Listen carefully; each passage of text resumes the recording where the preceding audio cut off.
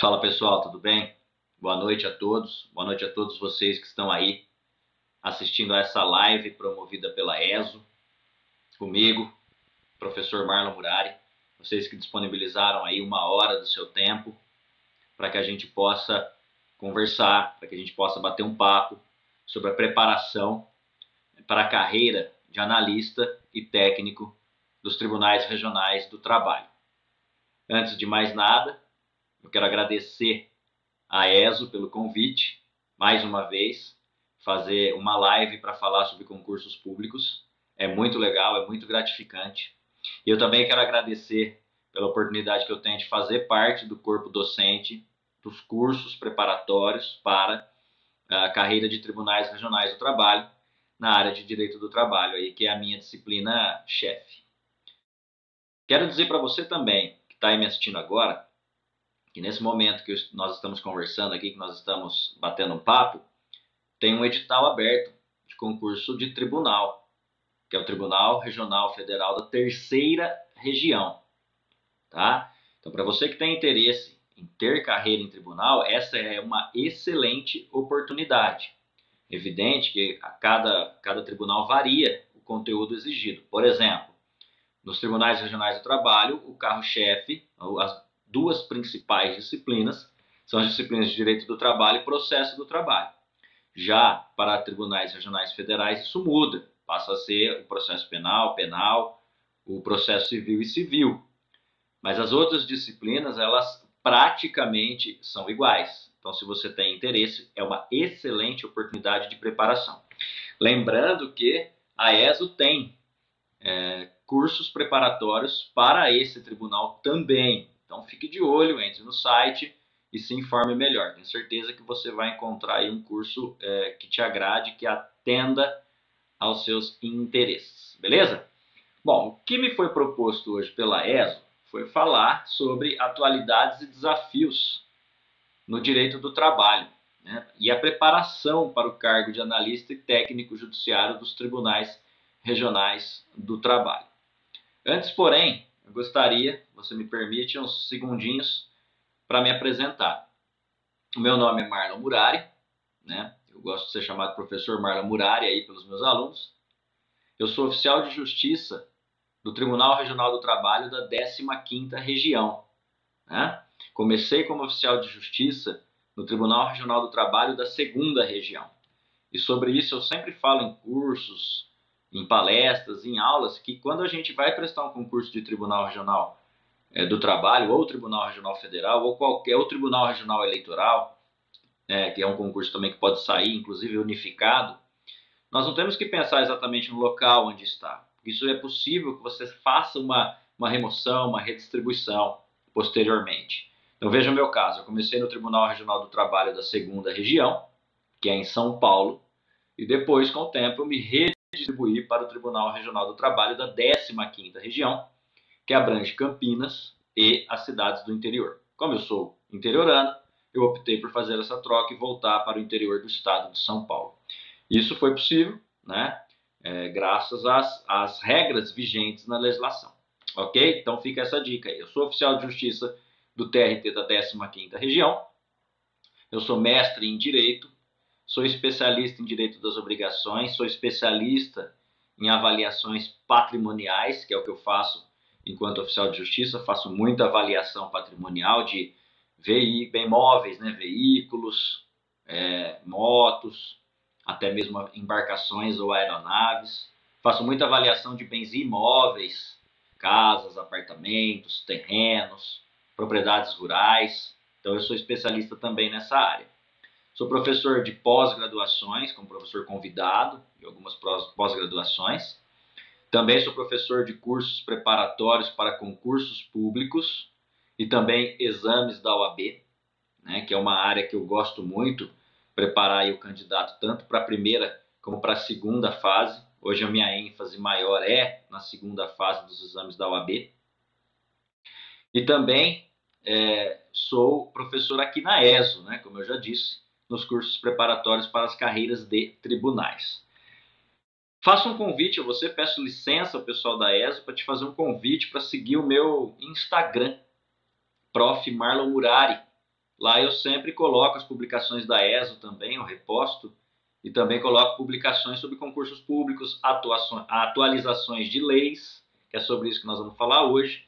Recentemente nós tivemos aí uma lei nova, que estabelece a igualdade salarial entre mulheres e homens, e fez alterações na CLT, e também cita a Lei Geral de Proteção de Dados. Então é uma legislação que certamente, com toda certeza, será cobrada nos seus concursos vindouros. Se um edital for publicado já após essa lei, ela com certeza será cobrada na sua prova. E esse, inclusive, já entrando na nossa temática de hoje, é uma das questões importantes que nós temos na nossa preparação para concursos públicos na área trabalhista. Por que eu digo isso? Porque seguramente o direito do trabalho foi o ramo do direito que mais sofreu alterações nos últimos anos. Eu digo isso sem medo de errar. O direito do trabalho sofreu várias alterações nos últimos anos. A maior delas foi em 2017, que é a reforma trabalhista, e nós vamos falar sobre ela ainda hoje. Mas também sofreu muitas modificações em virtude da pandemia. No período de pandemia, várias legislações surgiram para tentar equacionar o período em que o empregador precisava ficar fechado e os contratos de trabalho dos empregados. Então isso veio por medida provisória, algumas que foram convertidas em lei e outras não. Então isso tudo reflete na sua preparação para o concurso público, porque o examinador, uma das coisas que ele avalia é se o candidato está atualizado, se o candidato está acompanhando as modificações legislativas. Eu digo isso em todos os cursos e aulas que eu dou, que estudar requer muita disciplina, requer tempo de preparação. E nada pior do que você estudar por um material desatualizado. Por isso que é muito bom você escolher um cursinho como a ESO, que te dá aí materiais atualizados. Ou se porventura o material, quando produzido, já foi modificado, os professores estão aí para fazer as devidas atualizações, né? Então, seguramente o direito do trabalho foi o ramo do direito que mais sofreu modificações nos últimos anos. E nesse bate-papo de hoje, eu vou pontuar aqui apenas algumas dessas atualizações. Né? Não tenho aqui, você que está me assistindo aí, a menor pretensão de falar todas as alterações, não é isso. Né? A minha pretensão aqui é mostrar para você que essas atualizações, essas alterações, elas existiram e que você precisa estar muito atento a isso, quando de sua preparação. Tá? E lembrando sempre que nós aqui da ESO estamos à disposição para ajudar, eu também pelo meu canal no Instagram, que eu já falei, para publicar sempre alterações e atualizações na legislação trabalhista e mais legislações que são aplicáveis em concursos públicos, tá? Então veja bem, a primeira alteração grande que nós tivemos aí nos últimos anos é a reforma trabalhista. Você que estuda para a área trabalhista certamente já ouviu falar na reforma trabalhista. Essa reforma foi promovida pela Lei 13.467 de 2017. Ela entrou em vigor no fim do ano de 2017, tá? Então veja, nós já temos aí 6 anos praticamente de vigência da reforma trabalhista e ela vem sendo muito cobrada em concursos públicos. A título de exemplo, e eu gosto sempre de falar disso, recentemente, ainda no ano de 2023, aqui no comecinho do ano de 2023, nós tivemos o concurso do Tribunal Regional do Trabalho da 18ª região, que é do estado de Goiás. E se você pegar a prova de direito do trabalho desse concurso, você vai ver a quantidade de questões já da reforma trabalhista que foram exigidas nesse certame, nessa prova. Artigos que foram especificamente modificados pela reforma trabalhista e que representam hoje praticamente 80% do que cai em direito do trabalho e processo do trabalho. Aliás, quero aproveitar aqui para dizer para você que uma das maneiras mais eficientes de se preparar para um concurso público é respondendo questões de provas anteriores. Então tenha sempre em mente esta necessidade de você se preparar por meio de provas anteriores. Tá? E hoje você consegue as provas nos sites especializados e também aqui na ESO por meio dos materiais dos professores, beleza? Então, estudar estudar pelo material já atualizado com a reforma é indispensável. E quais são aí algumas modificações que a reforma trabalhista trouxe? Né? Ela fez várias alterações no texto da CLT, tanto no direito material quanto no direito processual do trabalho. Né? Foram mais de 100, repito, 100 modificações em artigos da CLT. Era para começar modificando um ou outro artigo, terminou modificando mais de 100 artigos da CLT, entre regras de direito material e regras de direito processual do trabalho. E a reforma trabalhista, aí, evidentemente que o objetivo aqui dessa nossa live não é fazer análise política, econômica ou social, não é. Aqui é pura e simplesmente fazer análise da reforma trabalhista para fins de preparação de concurso público. Mas a promessa, quando dessa reforma, foi a de desburocratizar, tornar mais simples as relações de trabalho, né? Tornando mais fácil para o empregador contratar os empregados. Esse era o mote, esse era o objetivo, essa era a promessa. Né? Se deu certo ou não, se esse objetivo foi ou não alcançado, não é a nossa ideia discutir isso agora. Nossa ideia aqui, como eu disse, é saber que houve a modificação e se preparar para isso, né? Já com materiais atualizados. Não, eu sempre insisto nisso, eu fico até repetitivo, mas por incrível que pareça, eu ainda encontro alunos que se preparam com materiais desatualizados. Ó, você está vendo aqui, ó, nesse cantinho aqui, vamos lá, vamos organizar a câmera aqui. Aqui, ó. Você está vendo esse cantinho aqui? Nesse momento eu estou no meu escritório aqui. Você está vendo o meu vademecum. Todo ano a gente tem que renovar o vademecum, tá?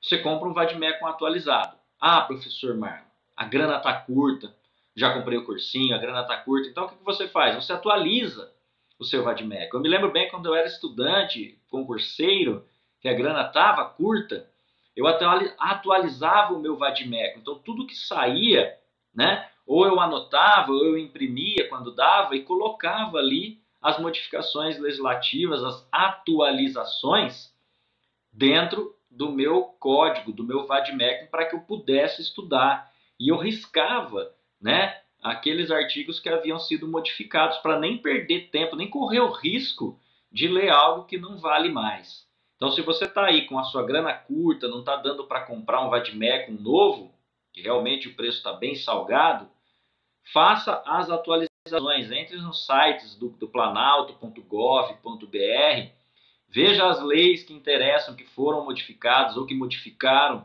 aquilo que você estuda, né? E imprima ou anote e coloque no seu vademecum, tá bem? No seu material de estudo, nos seus livros de cabeceira, não é mesmo? E voltando a falar então da reforma, só vou citar alguns pontos aqui em que ela trouxe modificações. No direito coletivo do trabalho, por exemplo, o fim das contribuições, da contribuição sindical obrigatória. A reforma extinguiu a necessidade da contribuição sindical obrigatória, que era aquela contribuição de um dia por ano, que era descontado dos empregados pelo empregador e repassado aos sindicatos. Essa contribuição foi extinta, ela não existe mais, em virtude da reforma trabalhista. Ah, professor Marlon, STF está vendo a questão de retornar essa contribuição até com outro nome. Ok, eu sei disso, né? Falo isso nos meus cursos, falo isso nas minhas aulas, no entanto, não é uma matéria prevista na lei. Então, se o seu concurso vai cobrar a letra seca da lei, o que vale é aquilo que está escrito na CLT. E hoje, em virtude da reforma trabalhista, não há mais a cobrança da contribuição sindical obrigatória. Se o STF realmente retornar com essa contribuição, se o entendimento for esse, e a banca cobrar o posicionamento de jurisprudência, aí sim você vai responder a questão conforme o entendimento do STF. E isso a gente se incumbe também de atualizar e de posicionar o aluno e o candidato. Beleza? Então, para fins de concurso público de CLT, houve aí o fim da contribuição sindical obrigatória. Um outro ponto também trazido no direito coletivo de mudança foi o fim da ultratividade, presta atenção nessa palavra, ultratividade dos acordos e convenções coletivas, das negociações coletivas. O que era a ultratividade? Rapidinho aqui, sem pretensão da gente esgotar o assunto. É a possibilidade, né, ultratividade é a possibilidade de uma negociação coletiva valer além do tempo dela. Então, nós sabemos que toda negociação coletiva tem que ter um prazo máximo de validade, isso tudo está na CLT. E a questão é, quando a convenção coletiva ou o acordo coletivo termina por prazo, os efeitos dela continuam valendo até que venha a outra convenção ou acordo coletivo, ou os efeitos cessam. Então, presta atenção aqui em mim. Pela teoria da ultratividade, o entendimento era no seguinte sentido: acabava a negociação coletiva pelo prazo, ela continuava produzindo efeitos. Isso é a ultratividade. Ela continuava produzindo efeitos até que uma outra negociação viesse regulamentar essa questão, viesse para essa categoria. Então ela continuava produzindo efeitos até que outra negociação fosse feita. Isso é a ultratividade. O que a reforma fez? A reforma proibiu, vedou expressamente a ultratividade. E com isso, modificou o entendimento, necessariamente, estamos fazendo ao vivo aqui, então às vezes a gente dá uma erradinha nas palavras. E com isso, necessariamente, impactou nas súmulas, ou na súmula do Tribunal Superior do Trabalho, em que se reconhecia a ultratividade. Súmula essa que estava com seus efeitos suspensos já pelo próprio Supremo Tribunal Federal. Então, o que a reforma trabalhista fez? Acabou com a ultratividade, acabou com a possibilidade de uma negociação coletiva produzir efeitos após o término do seu prazo. Tá? Isso é muito importante para fins de concurso público. Então, também é uma modificação no direito coletivo do trabalho. Outra modificação ainda no direito coletivo do trabalho, e eu não vou falar de todos, estou falando só de algumas das principais, é a disposição dos artigos 611-A e 611-B da CLT. Esses artigos eles são muito cobrados em provas de tribunais.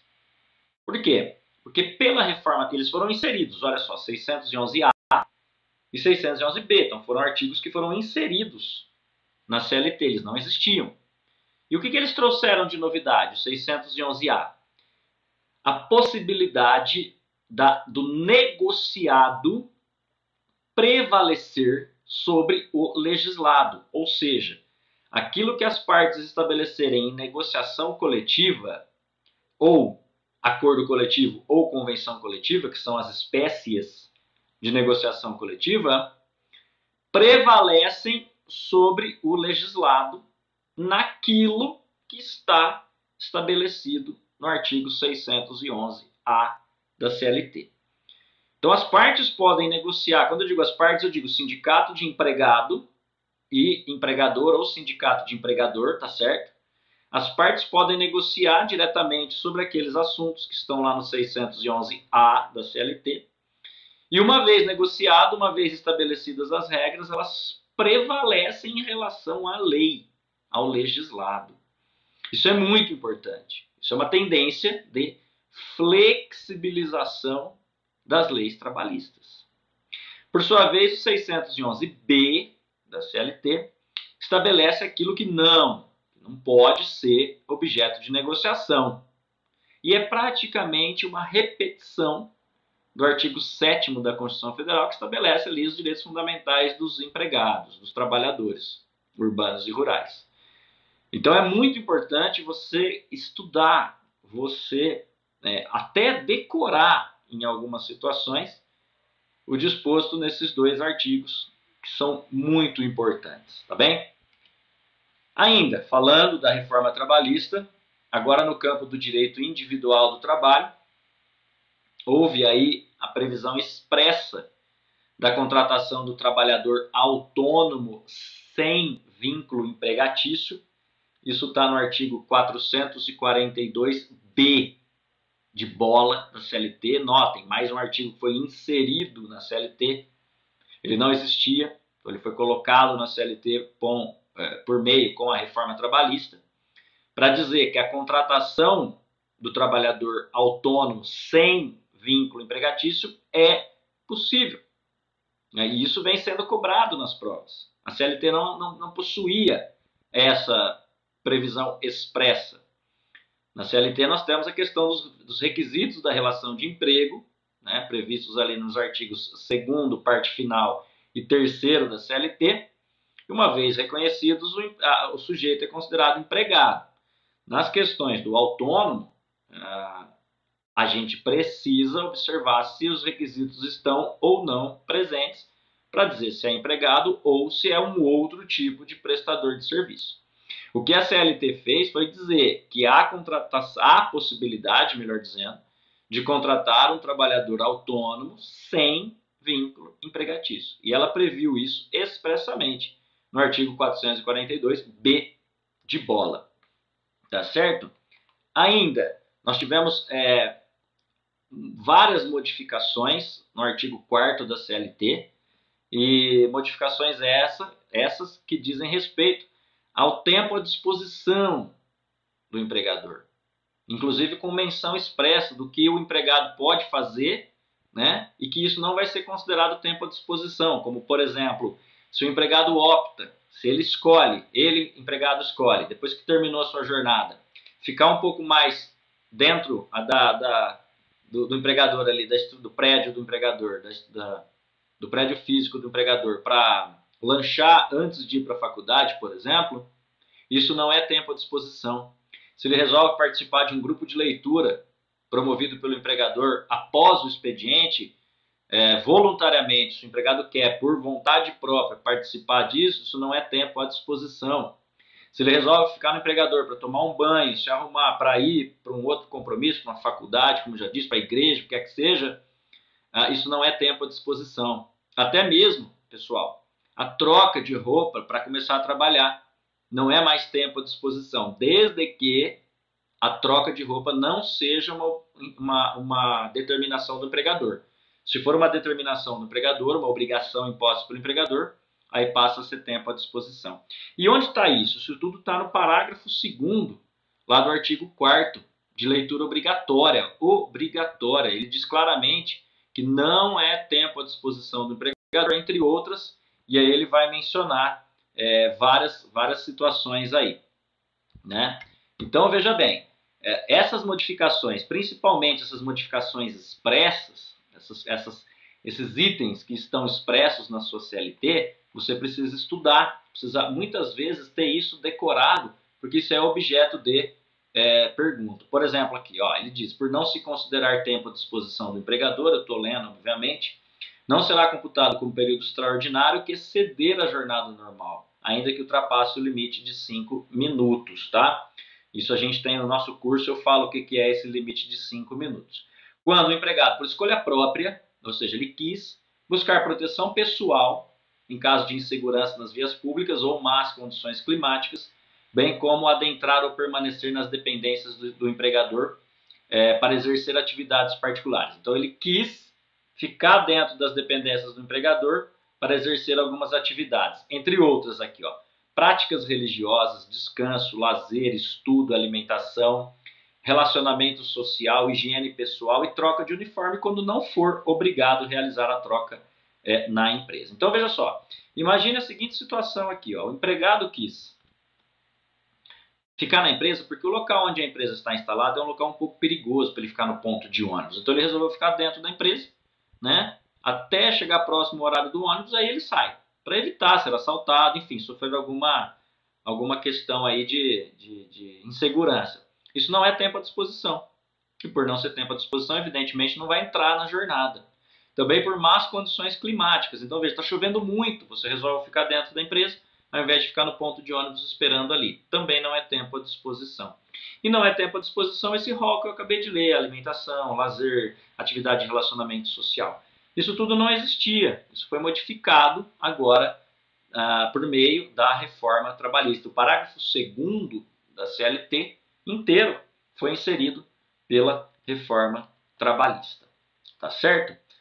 Outra questão importantíssima, né, é a mudança nas horas em itinere. O que é hora em itinere? Hora em itinere é hora em itinerário, hora no trajeto, no caminho. Isso está previsto lá no artigo 58, parágrafo 2º da CLT, que foi modificado, e muito modificado, pela reforma trabalhista.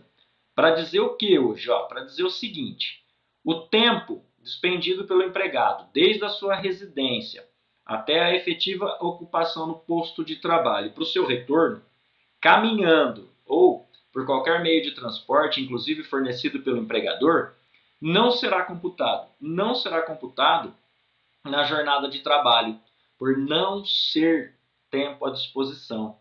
Então hoje, pessoal, o tempo que o empregado gasta para ir trabalhar da sua casa até o efetivo local de trabalho, de prestação de serviço, não importa se ele vai caminhando, se ele vai de bicicleta, se ele vai de ônibus, se ele vai com o carro dele, se ele vai com o carro do empregador, não importa, né? Não é tempo à disposição. Isso está na CLT, artigo 58, parágrafo 2º. Como era antes? Prestem atenção. Como era antes? Quando se tratava de local de difícil acesso e o empregador fornecia a condução, aí era considerado como tempo à disposição, como hora in itinere. Tá? Para fins de concurso, prestem atenção. Para fins de concurso de primeira fase, esse é o entendimento, hoje, do parágrafo 2º do 58 da CLT. Parágrafo 2º do artigo 58 da CLT. Qual seja o tempo que o empregado gasta da sua casa até o efetivo local de prestação de serviço não é tempo à disposição. Por que eu estou falando isso? Porque há entendimentos em alguns tribunais já diferentes a esse respeito. O tribunal, por exemplo, que eu pertenço, que é o tribunal da 15ª Região, adotou um entendimento diferente em relação aos rurais, mas é uma jurisprudência específica do Tribunal Regional do Trabalho da 15ª Região, e que muito provavelmente não será cobrado na sua prova, porque a sua prova vai cobrar a lei seca e posicionamentos do Tribunal Superior do Trabalho, salvo se tiver escrito que vai cobrar posicionamentos da jurisprudência específica do Tribunal da 15ª, por exemplo. Aí a gente faz uma preparação específica para isso. No mais, meus amigos, é saber o conteúdo do parágrafo 2º do artigo 58, entender as súmulas. Houve súmula que foi impactada, súmula do Tribunal Superior do Trabalho, que foi impactada por esse parágrafo 2º do 58. Beleza? Na minha aula, no meu curso de Tribunal Regional, para carreiras de Tribunal Regional do Trabalho, aqui da ESO, tanto para analista como técnico, eu falo muito explicadinho sobre hora em itinere e digo também qual súmula foi impactada para que você possa discernir, separar bonitinho na hora do seu estudo. Por isso que é legal fazer o curso aqui, modéstia à parte, aqui na ESA, um curso bem preparado e bem atualizado. Ainda, mais uma modificação. O término do contrato de trabalho por mútuo acordo entre as partes. É o famoso distrato do direito civil. O distrato do direito civil. Isso está previsto lá no artigo 484 da CLT. Hoje, 484A. Presta atenção no professor Marlon aqui. Artigo 484A. A de amor, de amigo, de amizade. Veja, era mais um artigo que não existia, que foi inserido, 484A da CLT, que fala que o contrato de trabalho poderá ser extinto por acordo entre empregado e empregador, caso em que serão devidas as seguintes verbas trabalhistas. E ele vem falando É devido por metade o aviso prévio ser indenizado, e isso é uma pegadinha de concurso. O aviso prévio é devido pela metade ser indenizado. Se ele for trabalhado, ele não é devido pela metade. E a indenização do FGTS, né, do período trabalhado. Então, ao invés de receber 40% de multa do FGTS, no caso de distrato, o empregado vai receber a metade, ou seja, 20%. Então, isso cai na prova.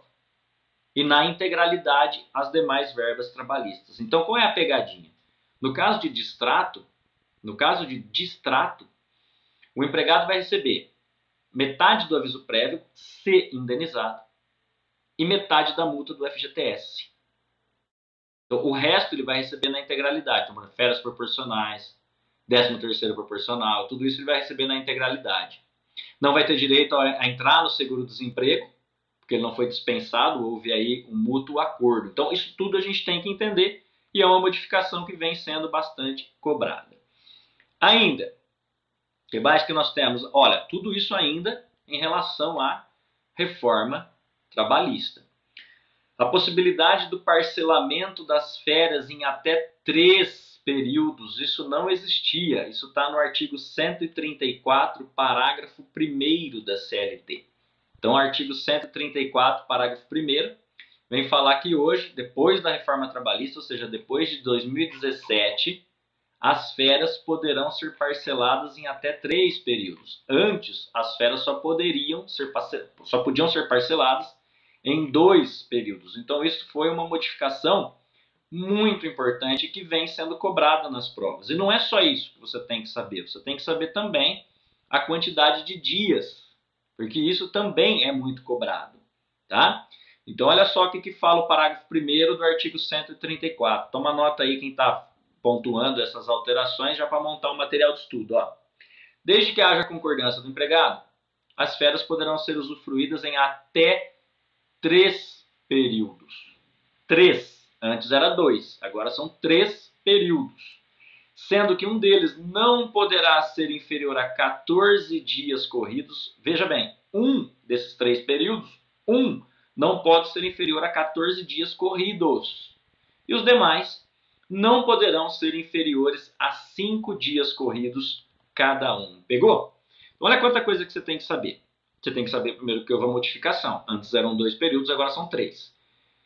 E se houver a concordância do empregado, as férias podem ser concedidas em até 3 períodos, sendo que um deles não pode ser inferior a 14 dias corridos e os outros 2 não podem ser inferiores a 5 dias corridos cada um. Então, tudo coisa que nós temos que mentalizar aí. O que mais, professor? Acabou? Como eu disse, tem muita coisa. Pontuei só algumas aqui, ó.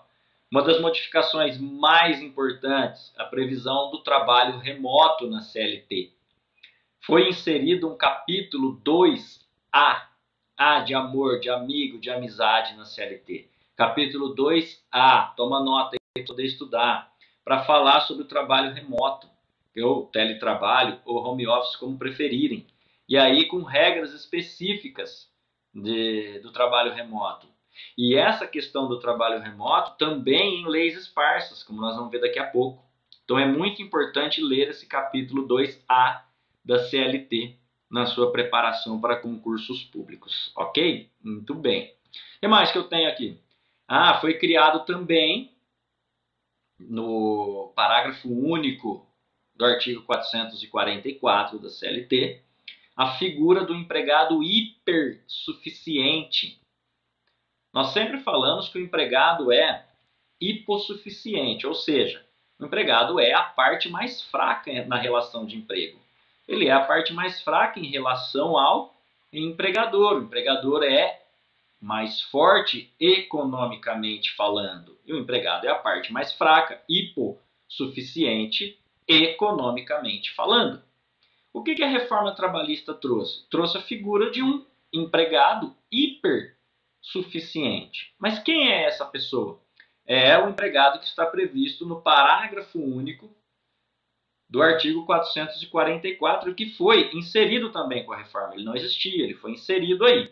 Para dizer o seguinte, ó, A livre estipulação de que se refere o caput, que fala que as partes podem estabelecer as regras contratuais, aplica-se às hipóteses previstas no 611-A. Olha o artigo 611-A que nós já falamos aqui, que é aquele que fala que o negociado vai prevalecer sobre o legislado. O negociado vai prevalecer sobre o legislado, com a mesma eficácia legal e preponderância sobre os instrumentos coletivos, né? No caso de empregado, e aí é o que vem, o que nos interessa para a prova. No caso de empregado portador de diploma de nível superior e que receba salário igual ou mensal a 2 vezes o teto dos benefícios do regime geral de previdência social. Então, o que a CLT falou? A CLT falou que para aqueles empregados que tenham diploma de nível superior, qualquer um, advogados, contadores, médicos, dentistas, fisioterapeutas, psicólogos, todos que tenham diploma de nível superior e aí é uma adição, é necessário, são 2 requisitos. Diploma de nível superior e que ganhe, olha só, que ganhe 2 vezes, 2 vezes, salário mensal igual ou superior a 2 vezes o teto da Previdência Social. Esse empregado é considerado hipersuficiente. Deixa eu voltar aqui. Para que você que esteja me assistindo aí, espero que esteja gostando, possa tomar nota. Quem é o hipersuficiente? O hipersuficiente é aquele que tem diploma de nível superior e que ganhe igual ou mais do que 2 vezes o teto da Previdência. Esse é o hipersuficiente. E o que ele tem de diferente? O que ele tem de diferente é que aquilo que ele negociar com o empregador prevalece sobre o legislado, nas mesmas hipóteses do artigo 611-A da CLT. Ou seja, o hipersuficiente pode negociar as regras do artigo 611-A da CLT diretamente com o seu empregador e isso prevalece sobre o legislado. Deixa eu tomar uma água aqui.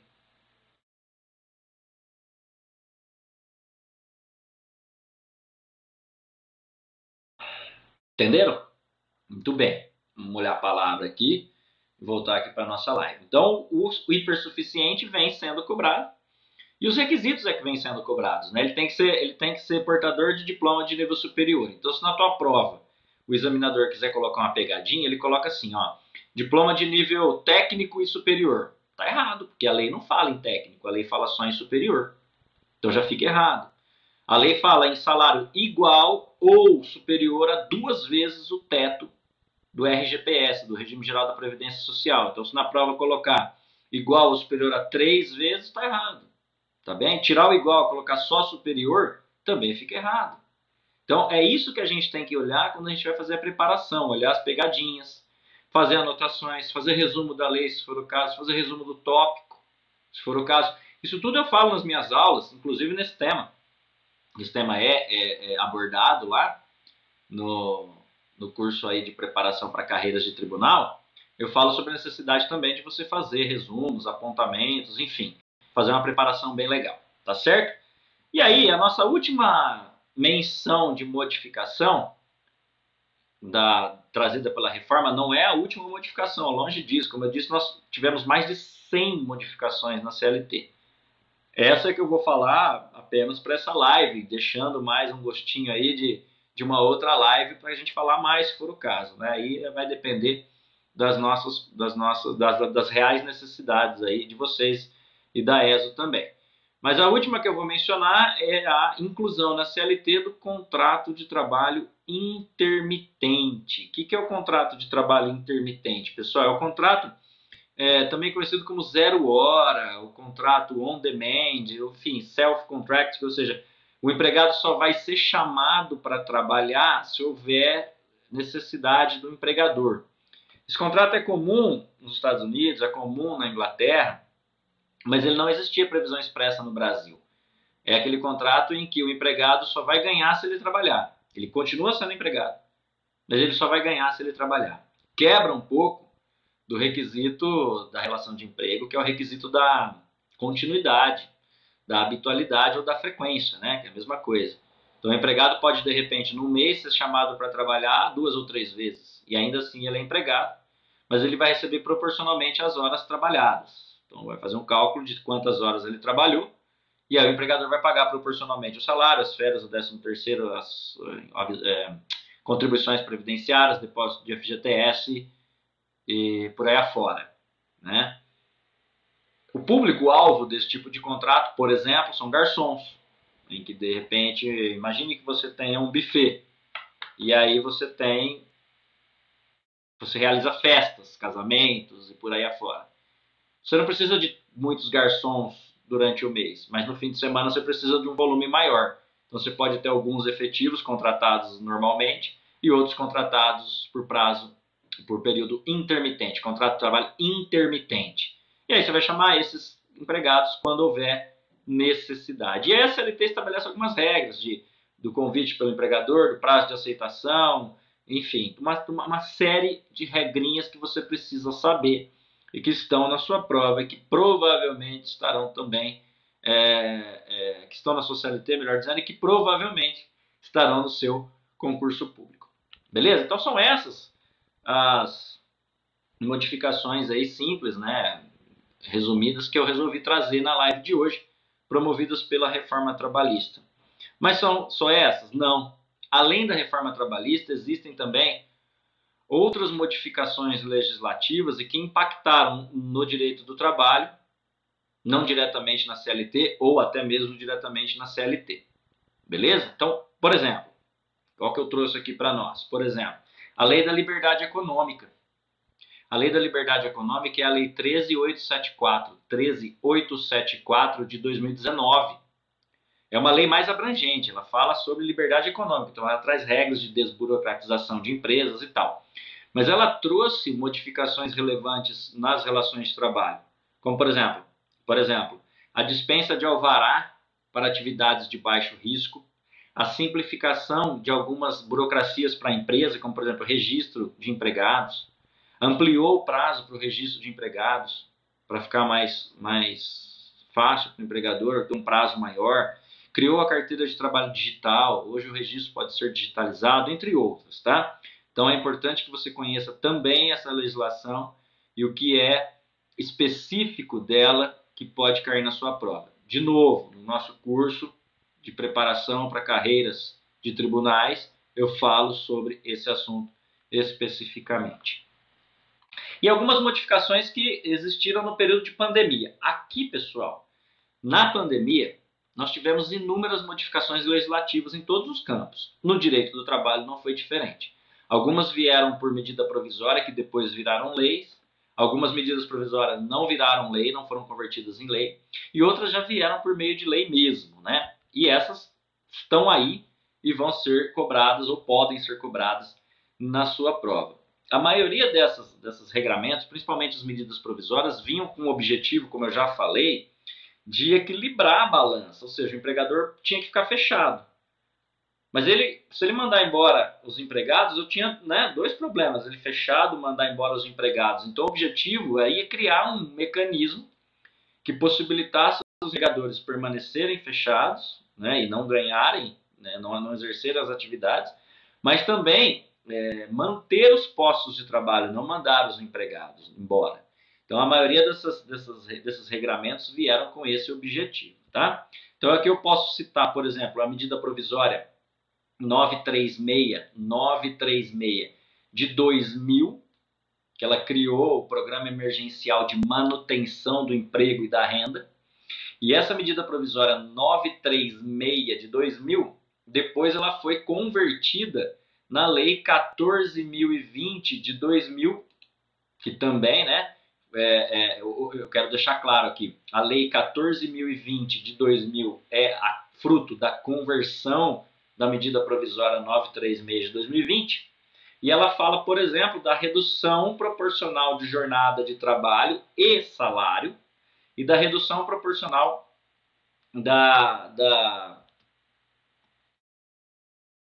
Aqui, pessoal, rapidinho. Da redução a essa lei. Voltando aqui.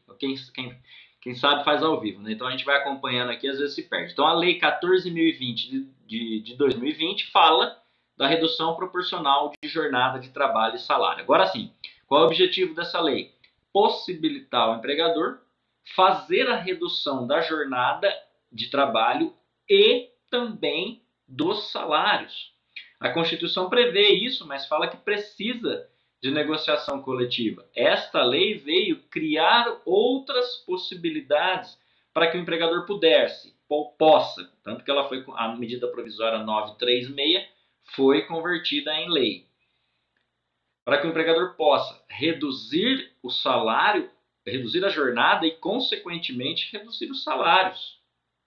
Veja que, em virtude da pandemia, muitos empregadores precisaram reduzir jornadas, mas e os salários? Eles também precisam reduzir, porque senão eles não conseguem fazer esse pagamento. Então essa lei veio flexibilizar, e é essa palavra que eu estou procurando aqui, achei, flexibilizar as regras de redução de jornada e salário. Também temos outra lei, que é a Lei 14.437 de 15 de agosto de 2022. Veja, uma lei muito recente, que vai cair na sua prova. Ela é fruto da conversão da medida provisória 1109 de 2022. Então, repito, Lei 14.437 de 2022, que é fruto da conversão da medida provisória 1109 de 2022. Qual é a previsão básica aqui? Autoriza o Poder Executivo, né, a dispor sobre a adoção por empregados e empregadores de medidas trabalhistas alternativas. Veja, mais uma regra de flexibilização. Medidas trabalhistas alternativas e sobre o programa emergencial de manutenção do emprego e renda, para enfrentar as consequências sociais e econômicas da pandemia. Então, veja, é um programa de manutenção de emprego e renda, em virtude das consequências sociais e econômicas da pandemia. E, basicamente, o que essa lei 14.437 de 2022 autoriza? Ela traz regras sobre o teletrabalho, que aquele teletrabalho que foi previsto na CLT, ela traz regras sobre ele também. Ela traz regras sobre antecipação de férias, uma possibilidade de antecipar as férias do empregado, não precisar esperar ele adquirir o direito, antecipar, porque é importante muitas vezes para o empregador que o empregado não trabalhe, mas ele não pode não trabalhar e não pagar o salário, ele tem que continuar pagando o salário. Então é importante, de repente, antecipar as férias, antecipar feriados, que também é uma previsão que tem nessa legislação, que é o aproveitamento e a antecipação de feriados, utilizar banco de horas eventualmente estabelecidos nessa empresa para poder fazer essa compensação de feriados. Então, por exemplo, tem um feriado na quinta, fazer uma ponte, então poder fazer a utilização, a antecipação desse banco de horas aí para o enfrentamento dos reflexos, né, em virtude da pandemia. Então, essas são algumas legislações. Outra questão importante, e aí sim nós temos que sempre ficar atentos, é a questão do entendimento que o STF vem dando para essas legislações, especialmente para a reforma trabalhista. E no curso, eu repito, a gente fala naquilo que já é pacificado, ou já foi pacificado pelo STF em alguns pontos. No processo do trabalho, por exemplo, professor, a live é de direito do trabalho, tudo bem. Mas eu vou me permitir falar um pouquinho sobre a disciplina do outro professor, porque o tema é importantíssimo. No processo do trabalho, o STF julgou uma ADI, uma ação direta de inconstitucionalidade, que é a ADI 5766, para falar sobre os honorários de sucumbência. Né? Os honorários de sucumbência, os honorários advocatícios de sucumbência pela parte, o empregado que é beneficiário da justiça gratuita. Então, o STF julgou essa ADI, modificou a CLT, julgou inconstitucional um trecho ali da CLT que falava sobre o pagamento do honorário de sucumbência pela parte beneficiária da justiça gratuita. E aí você tem que saber, porque aí já houve o julgamento, já transitou em julgado e passou a valer. Tá bem? Então, neste caso, certamente o professor de processo de trabalho vai falar sobre isso e eu, dentro do direito do trabalho, também falo sobre os posicionamentos do STF no que toca ao direito do trabalho. Então, é importante saber como que o STF vem enfrentando essas questões. Beleza? Ah, professor, tem que ir lá ficar estudando os enunciados do STF. Não necessariamente, porque o seu material já vem com isso, os professores já fazem as explicações. Se eventualmente, pós-publicação do edital, pós-gravação das aulas, tiver um entendimento do STF, aí sim você tem que estar atento, e nós, professores, também temos que estar muito atentos para voltar aqui e explicar a você. Sabendo que, veja bem, nesse momento que a gente fala essa live, né, em julho de 2023, que a gente está aqui nessa live, o STF tem em pauta vários julgamentos importantes que refletem no direito do trabalho, que refletem na legislação trabalhista. À medida em que isso for acontecendo, a gente volta para explicar. Por exemplo, que eu me lembro agora, que o STF também já se manifestou a respeito e está no meu material, é sobre as dispensas plurimas, dispensas coletivas, dispensas em massa de empregadores, que também foi objeto da reforma trabalhista. Isso nós temos, isso está lá no assunto de rescisão de contrato. Lá na minha aula de rescisão de contrato eu falo sobre as dispensas em massa, plurimas, coletivas e o entendimento do STF sobre a necessidade ou não da intervenção sindical. Isso é um tema muito importante, está lá no meu material, está lá nas aulas da ESO. Beleza? Vamos seguir aqui. E aí eu te faço uma pergunta, você que está aí, olha só, nós estamos aí já com 50 minutos de live, eu te pergunto, e o concurseiro, como é que fica numa dessas? Você que está me assistindo, que tem intenção em prestar concurso público para tribunal, como é que você fica numa dessa? E aí eu digo para você, não adianta se desesperar. O que você tem que fazer é estar sempre se preparando com materiais atualizados, sempre se preparando com professores que estão atualizados e em cursos que estão atualizados, e aqui nós da ESO estamos sempre procurando te entregar aulas e conteúdos muito atuais, né? E você, enquanto estudante, com uma parte mais interessada de todas elas, buscar sempre na internet os sites do governo, onde são publicadas as leis, para ver se houve alguma atualização, bem como o site do Supremo Tribunal Federal, para ver se houve aí um julgamento que reflete nos seus estudos, tanto para a carreira de tribunal do trabalho como de qualquer tribunal, qualquer concurso público, você tem que estar atento. E também observando o Instagram do seu professor, o Instagram do seu curso, para que aí acompanhar, para que você possa acompanhar essas modificações. Uma outra questão importante é que muitos tribunais cobram questões dissertativas, ou de estudo de caso ou uma dissertação. No TRT da 18ª região que eu citei agora há pouco, manter nele, foi cobrada uma dissertação de um assunto interessantíssimo que você tem que se preparar. Não adianta só estudar as leis, você tem que se preparar também para essas questões dissertativas. Esse concurso do Tribunal Regional Federal da terceira região que eu acabei de falar para você no início dessa live, vai cobrar 2 questões dissertativas de estudo de caso das matérias que estão no anexo 2, salvo engano, do edital. E aí são as matérias de direito constitucional, administrativo, processo civil, processo penal, civil, penal. Então, 2 questões que envolvam a temática do seu edital e que podem vir em forma de estudo de caso. Por exemplo, deixa eu só tomar água aqui.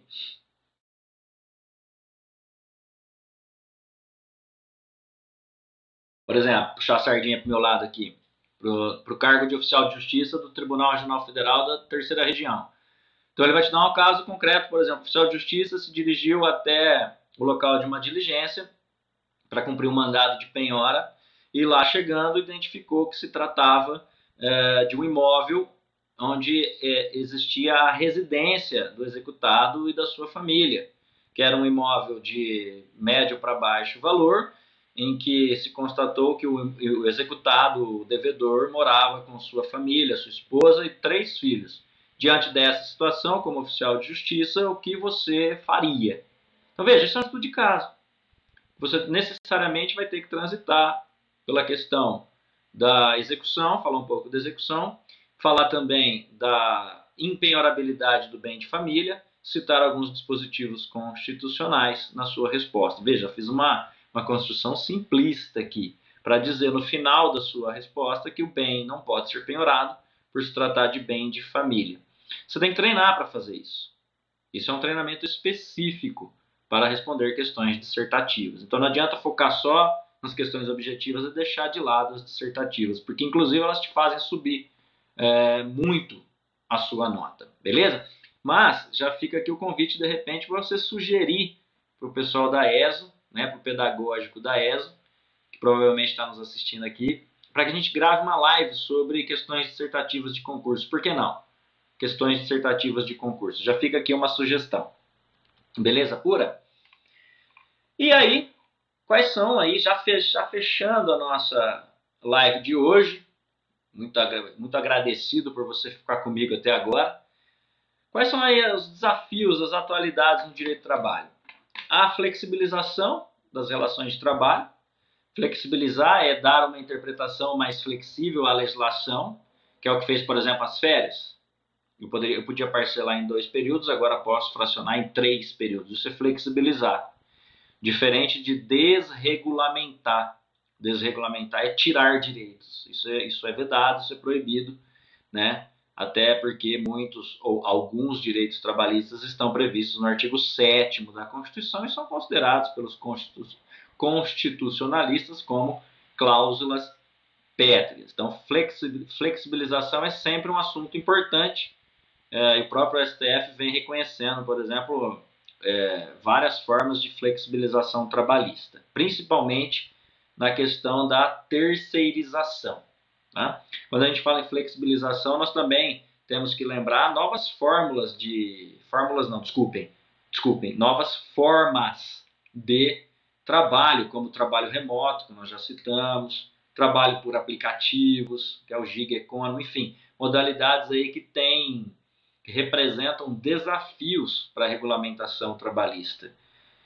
Um desafio é a proteção dos direitos dos trabalhadores, conseguir aí manter um patamar civilizatório mínimo. O professor Maurício Godinho Delgado, que é ministro do Tribunal Superior do Trabalho, ele fala nessa necessidade de manter aí um patamar civilizatório mínimo, ou seja, que seriam aqueles direitos mínimos intocáveis, que por mais que a gente flexibilizasse, por mais que a gente buscasse novas formas de trabalho ou de proteção, alguns direitos mínimos seriam ou são, segundo o professor Maurício Godinho Delgado, são intocáveis. Então aí eu teria as normas de proteção, normas de segurança e proteção dos trabalhadores, né? Os mínimos de pagamento, salários mínimos, né? Os pisos das categorias e por aí afora. Uma jornada mínima de trabalho, ou melhor dizendo, uma jornada máxima de trabalho, ou seja, não se pode extrapolar um mínimo,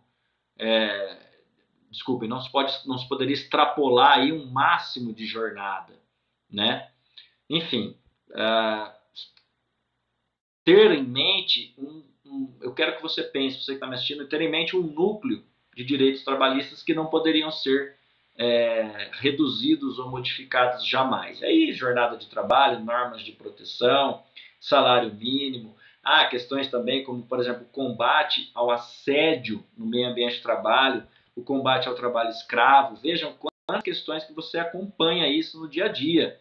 Né? Em pleno século XXI, nós temos casos de trabalho escravo, né? Casos de assédio, aí, tanto sexual como moral, no meio ambiente de trabalho, e que isso precisa ser combatido, isso precisa ser efetivamente evitado.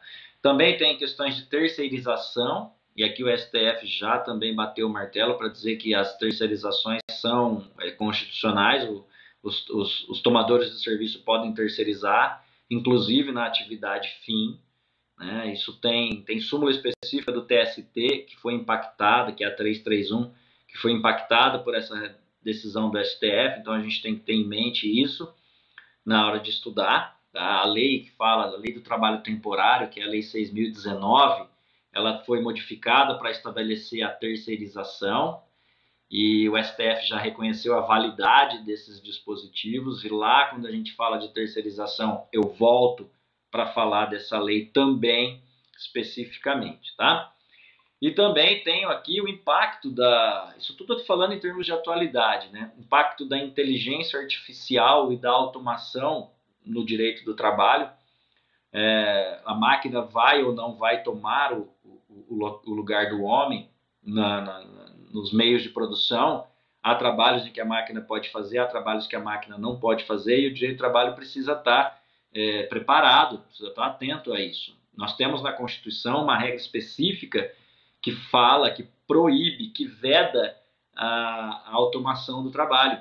Existe esse dispositivo, então ele é impactado em face dessas inúmeras modificações tecnológicas que já existem e que vão se aprimorar cada vez mais, né?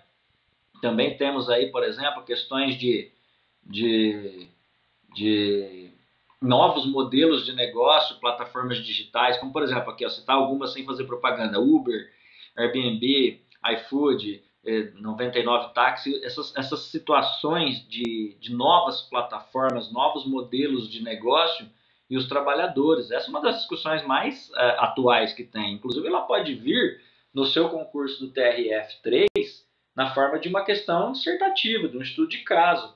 O TRF3 nem tanto, porque não envolve questões trabalhistas, mas no TRT com certeza ela pode aparecer aí.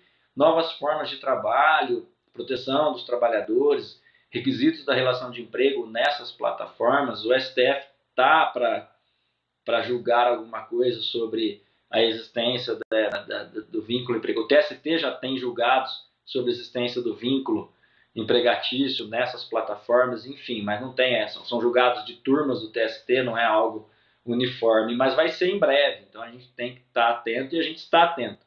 Eu estou bem atento em relação a isso, assim surgirem novidades e essas novidades puderem ser cobradas no concurso, isso eu vou trazer para todos vocês, para todos os meus alunos, né? Não adianta nada eu ter um julgado de uma turma para uma prova objetiva que não cobra o entendimento da turma. Se eu estivesse gravando essa live, por exemplo, um concurso de juiz do trabalho ou de procurador do trabalho, o assunto seria outro. Que aí desde a primeira fase já é cobrado alguns entendimentos de turmas, né? Já são cobrados alguns entendimentos de turmas. Mas não é o caso aqui, mas eu quero deixar claro para você que a gente sempre está atento a isso. Outra questão é a questão do trabalho informal, que é a prestação de serviço informal. Isso também cabe ao direito do trabalho criar mecanismos de proteção para esse setor informal. E por fim, a questão também da representação sindical, né? Os sindicatos perderam muita força após a reforma trabalhista, em virtude, inclusive entre outros, do fim da contribuição obrigatória. Por outro lado, eles foram fortalecidos por meio do artigo 611-A, que diz que o negociado prevalece sobre o legislado.